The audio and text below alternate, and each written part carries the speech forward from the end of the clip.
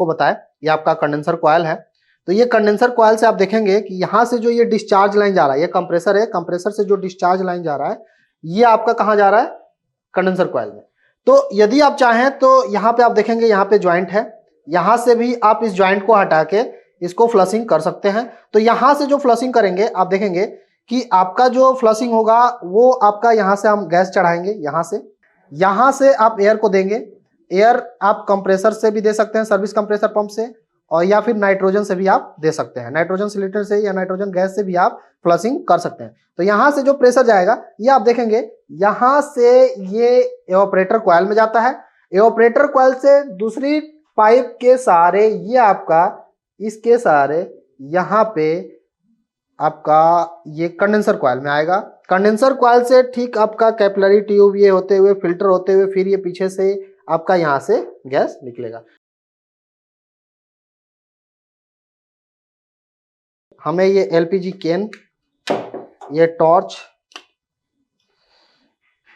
उसके बाद से हम इसको जला के हम इसकी ज्वाइंट का कनेक्शन जो है हटाएंगे।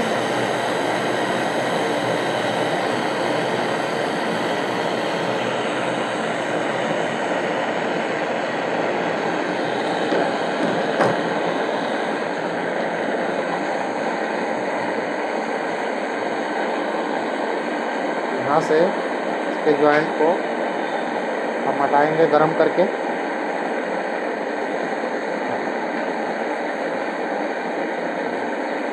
देखिए ये मेल्ट होना चालू हो गया।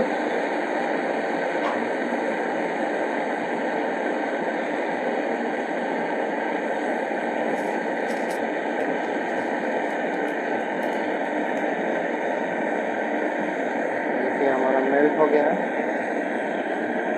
और इस चीज को हम यहाँ से छुड़ा देंगे। ये देखिए ये हमारा छूट गया यहाँ से।